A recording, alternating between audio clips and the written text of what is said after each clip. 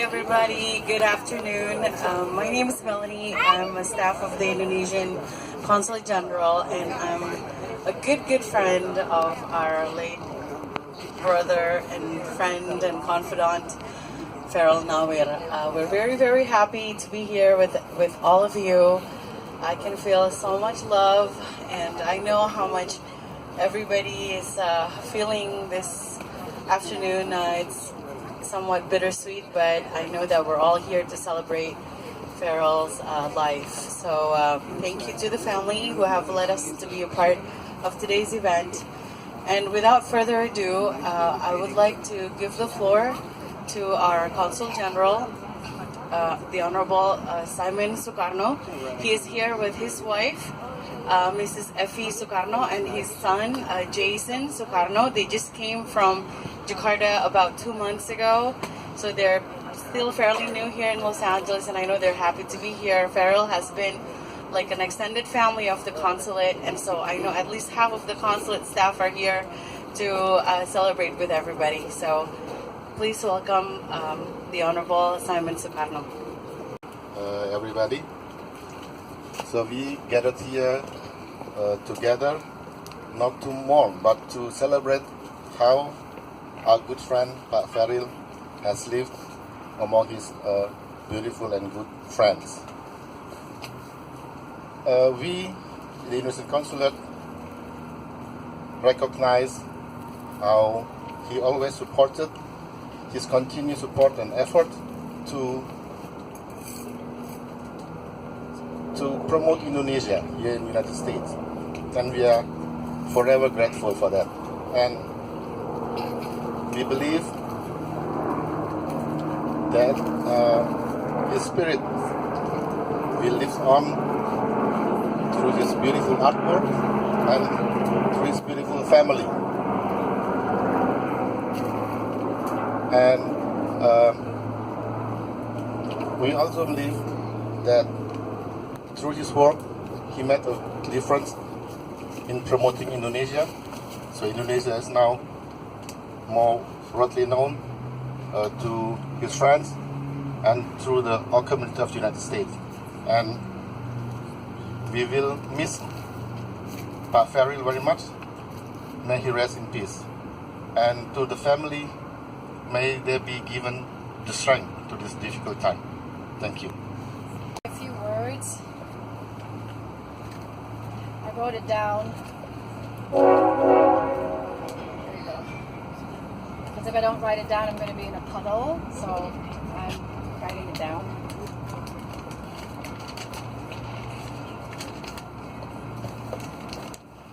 And I wanted to share with you just a little bit about. Yeah, closer. I can hear you. Maybe something else. Closer. Can you hear me now? No.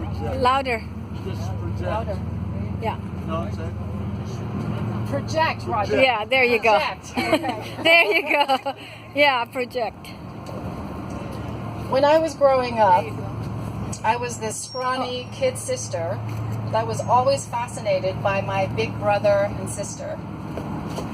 Ferril and Ida were in high school, which meant that they were so cool to me. Ida with her long, straight, Cher hair, as in Sunny and Cher, and guitar playing Ferril with his bell bottoms and fringe vests. So cool. They would disappear into the garage with their friends, and Jimi Hendrix or Led Zeppelin or Cream would start playing, and I would wonder what they were doing behind that closed door, which I never dared to open, but I don't think it was ever locked, right?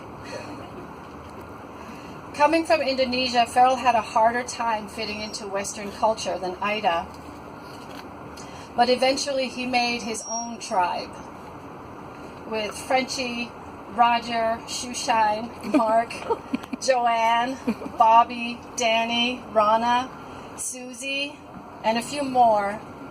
This tribe gave him a sense of belonging and trust, which made life in America so much easier and so much more fun for him. And then I went away to school, so I actually started to get to know my big brother in my 20s. All my life, I had looked up to him, but I never really knew him. He was a mystery. I came up with the idea, encouraged by a close friend of mine, that maybe working together creatively was a way for me to get to know him better. And so we began to work together. And that was when I began to discover how special my mysterious brother was. First of all, his artistry blew me away. He breathed art. He could create art from anything he touched. His watercolors came alive. He commanded oils and acrylics.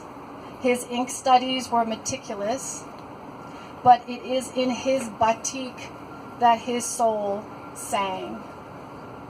For those of you not familiar with batik, it's one of the hardest textile mediums there is. If there's too much wind or not enough sun, the colors of the dyes change. If there's not enough heat in the wax, it won't hold the motifs. If the temperature of the water is not hot enough, the wax won't come off, etc., etc. Batik is really a pain in the neck, frankly, in order to do the process of doing it. So why did Ferril choose this as his lightning rod? As the vehicle to best express his deepest self? I think it was because batik was a direct link to his Indonesian roots. It connected him to his culture, to his ancestors, and to his own primal spirit in a way no other artistic medium could. Batik expressed his pride of being Indonesian. It defined what was unique and distinctly Indonesian in him. And he stood by that, was enormously proud of that, and defended it in the midst of this modern industrial world. It was as if through his batik, he would build a bridge to mysticism, spirituality, and nature. It was like a call from another dimension, which he tapped into. And because of his devotion to batik, he transcended its limitations and created something wholly new. As Dr. John said, batik on wood, who knew? One of the many things I am grateful to my brother for is that he passed on this love of batik to me by teaching me, and by watching him create.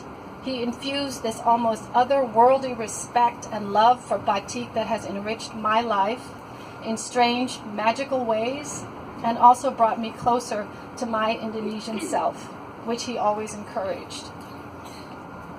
But besides his pure artistry, what makes my brother so special to me? Many, many, many things. But this one thing, simply put, is his heart. If Ferril was your friend, he was your friend forever. You didn't have to prove anything or be anything special. In fact, he frowned on pretense and BS. You didn't have to be perfect. If Ferril loved you, that was it. His love was for keeps. You could hurt him, you could let him down, you could make mistakes, and even though he might bark at you, underneath he would still love you. Because Ferril loves with his whole heart. And he doesn't really ask for anything in return. If Ferril had $2 to his name, he would give you one if you needed it. Hell, he would give you both.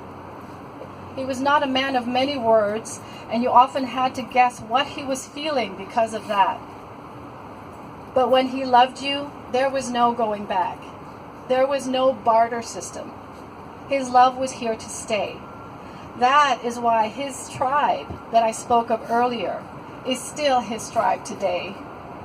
After seeing so many friends visit him at the hospital and finding out that most of them had known Ferril since they were teenagers, one of his nurses said that it's a testimony of his character that so many of his childhood friends are still his friends today.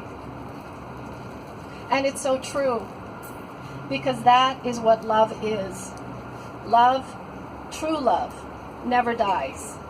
And Ferril's love, his kindness, his gentle spirit, his wicked sense of humor that could make you laugh so hard you'd start crying, His hopeful, open heart is what he has left me with, what he has left all of us with. His hopeful, open heart. This will always remain with us forever. May you soar, my beautiful big brother, and batik the clouds. Thank you.